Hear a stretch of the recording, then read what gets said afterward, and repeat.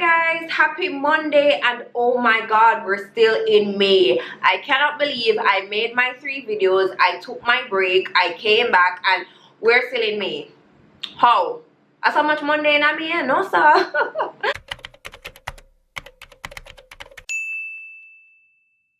So for the 3 first May videos, I was kind of on a theme and on a roll with this little lottery thing and ting. I'm feel, yeah, even though my last video wasn't really a case, but I hope you guys found it interesting. Now this week I just decided, let me just end May with like a similar theme. So we're gonna be talking about fraud, right? Now sit back, relax, clear your schedule for the next 20-25 minutes because it's me and you time. It's crime and conviction time. Jose Lantigua was born on March 18th, 1953, and he died on April 17th, 2013. Now technically he didn't die. That's just the day that he chose to fake his death. And that's not the only thing that he did. Jose was a Cuban immigrant who migrated to Florida. He owned a furniture store and he was really popular in the community because he did a whole lot of advertisements for his furniture store. He was somewhat of a local celebrity. His business venture ensured that he was well off financially, or so he said. Jose was recently divorced, his children were grown, he was lonely and looking for love. So he decided to make a profile on a Christian dating site, and this is where he met his future wifey, Daphne Simpson. Daphne was a very religious woman. Her first husband was a pastor, so no wonder she was lurking around on a Christian dating site. Now the two of them matched and they hit it off and went on a date. When she told her friends who she went on a date with, her friends were really surprised and they were like, oh my god, you went out with him, he's such a good guy, he does a lot of good work in the community, he gives to charity, blah blah blah. Now with these shining recommendations from her friends, of course there was a second date and a third date and a fourth date, and the more dates that they went on, Daphne just fell deeper and deeper and deeper. He seemed to be a really nice and genuine person, and he was also romantic, so Daphne was smitten. After only 4 months of dating, Jose popped the question. It was at a really fancy restaurant, and after dinner, he got down on one knee and slipped a 5-carat diamond ring on her finger. The wedding was small, intimate, and beautiful, and they were surrounded by their 8 children. Daphne loved the way that he interacted with her children. He practically treated them like his own. He even invited the children to live with them in his mini mansion. Jose made his furniture business a family business and gave Daphne's kids jobs. Daphne was living a dream come true in such a short space of knowing this man at that. She had her newly blended family. She was enjoying vacations, celebrating holidays, even welcoming grandchildren into this world, all beside her Prince Charming. The couple went on a vacation in the mountains and they saw a wonderful little retreat and they bought it and renovated it. Jose built a panic room inside the house, completely concealed from the naked eye. He said that this would be their retreat in case anything should happen, the family would be safe. Now Jose would tell Daphne and her kids all these crazy wild stories about his time as a high-ranking military officer. He said he worked with the CIA, carrying out top secret missions in South America. The children would ask him questions and nothing was off limits, and he would go really in depth with his stories. Daphne thought this man was perfect, and Jose seemingly felt the same way. He told her that they were soulmates. Everything was going so good until a few months into the relationship. Daphne and Jose were in bed. She was wrapped up in his arms and he looked down at her and dropped a bomb. He told her that he was dying and that he had mad cow disease. He contracted the disease while he was on assignment in South America. He was a guest of honor amongst the locals and they gave him raw monkey brains to eat. He had to eat it because not eating it would be considered disrespectful. At first, Daphne had no clue what mad cow disease was, so Jose had to explain to her that it was a brain disease and it has no cure and nothing can be done. He then said he had 6 months to live. Daphne completely broke down because her life was now perfect. She had her Prince Charming and now he was being taken away after this short space of time. He then put her in contact with his doctor who confirmed that he indeed had mad cow disease and he was willing to answer any questions that Daphne had. Jose had an MRI done at an MRI clinic and he showed Daphne the results. Now, she's not a doctor, she's not a nurse, so she was just looking at this MRI that was not explained to her. She saw some white spots and she just thought, okay, so this is a part of the disease, and she left it at that. The couple then traveled to Miami to break the sad news to their family. Now, everyone was very shocked, surprised, they were sad, but they were supportive. When the couple got home from this Miami trip, Jose decided to drop yet another bomb on Daphne. He sat her down and told her that everything that he said about him having mad cow disease was a lie. He claimed that his CIA pass was catching up to him and a Mexican cartel had ordered a hit on him. He didn't want anyone to know the truth because he wanted to protect the family. Daphne was terrified and she believed him because this man had been perfect all along. So why all of a sudden would he lie to her, especially about something this serious?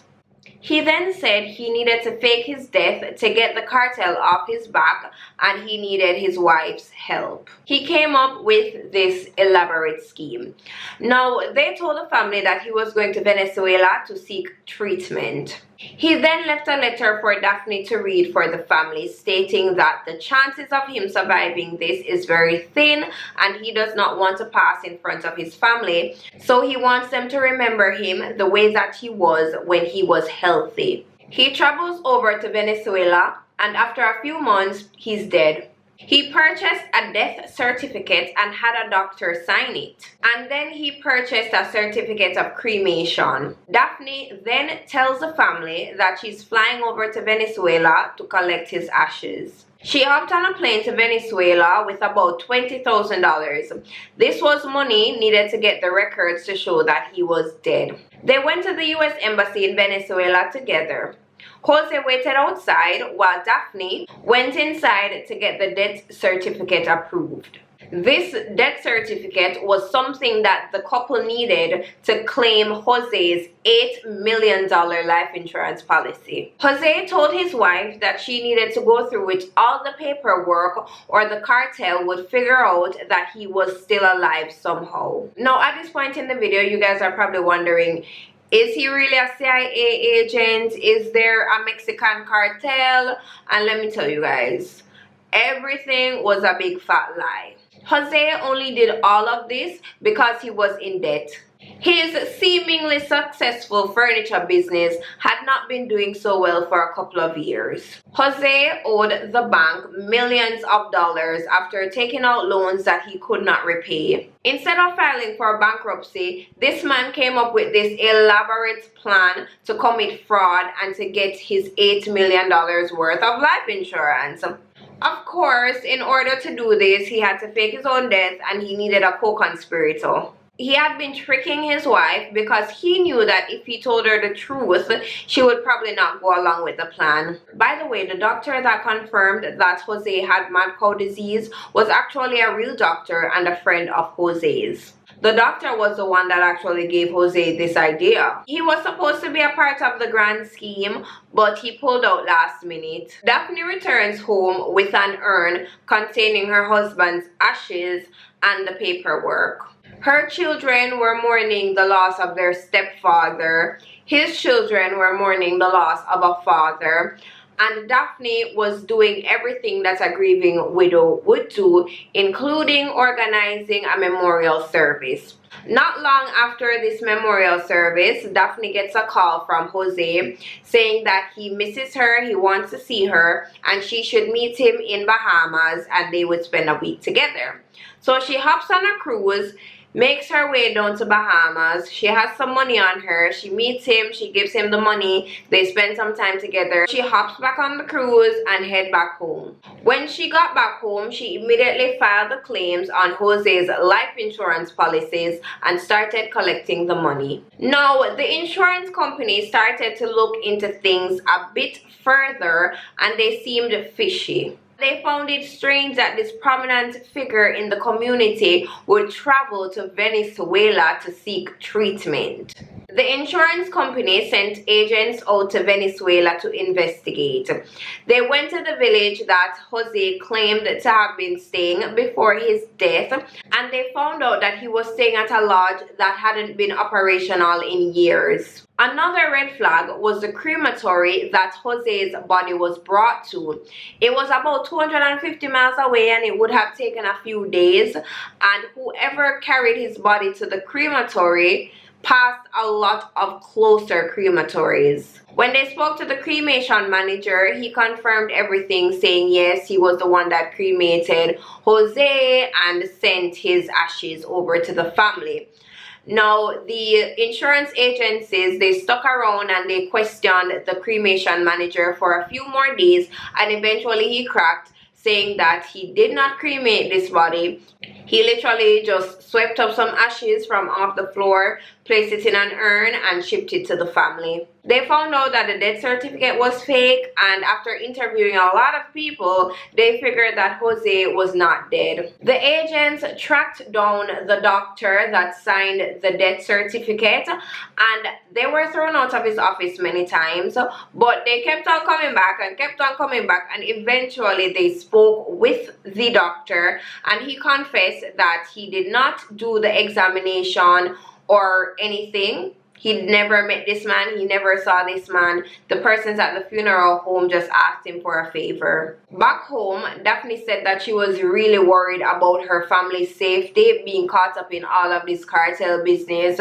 She was very paranoid. Sometimes when she was driving home, she would check if anyone was following her. When she got home, she ensured to lock up the place and lock it twice. Now, because of all of these findings, the insurance company was battling it out with the family's attorneys over this $8 million insurance payout. Meanwhile, authorities were looking for Jose in Venezuela.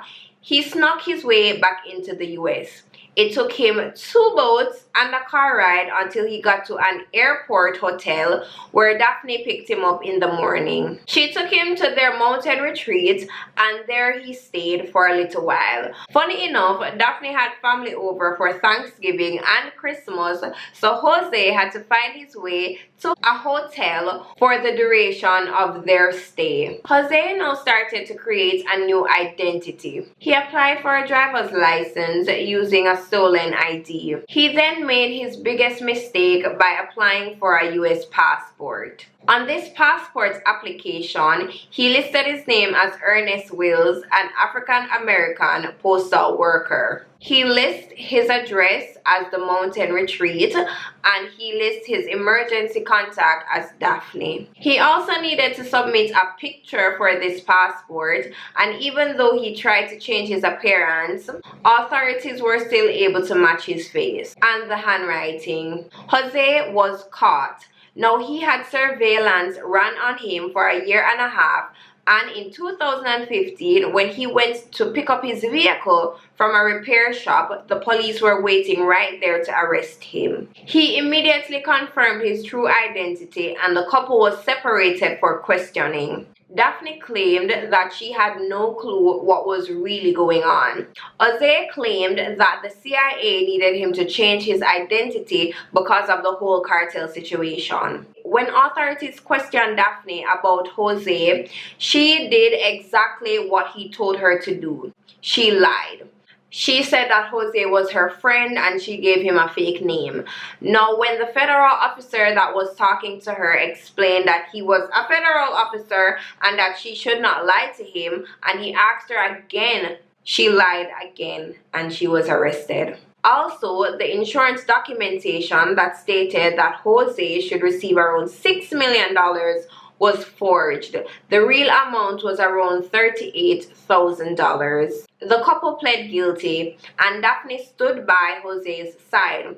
She believed everything that Jose told her and she thought that the CIA would come to their rescue any day now. But that never happened and eventually she broke from Jose's grasp. Jose was convicted of conspiracy and bank fraud, and in 2017 he was sentenced to 14 years in prison. He will be in his 70s when he's released. Daphne, who was facing up to 5 years in prison, only served 17 months. She is now responsible to pay the $871,000 that the couple received in life insurance money. Before Daphne met Jose, she had a house, she had her car, she had her life together, but now she has nothing and she has to rebuild.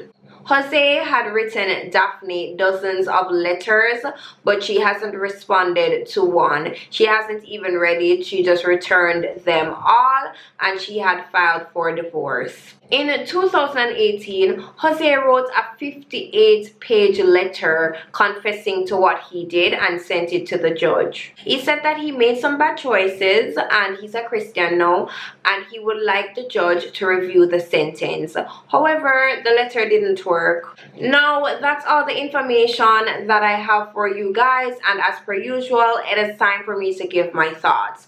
Firstly, I'm really wondering if this man, well, more than likely he married Daphne simply because he wanted someone to take advantage of. I mean, who gets married within 4 months? He pulled out the red carpet for her and he made sure that he did everything right so that she was hooked. You know, love make people blind. So when he started to feed her with all of these stories, she didn't question it because she thought that he was a good man, because he's always been a good man and everybody told her that this man is a good man. What I am grateful for in this story, like, you know, the light at the end of the tunnel, is that he didn't take out a life insurance policy on Daphne and killed Daphne. I'm glad that he decided to do all of these things on his own, and even though she did end up going in prison for 17 months and she's now responsible for like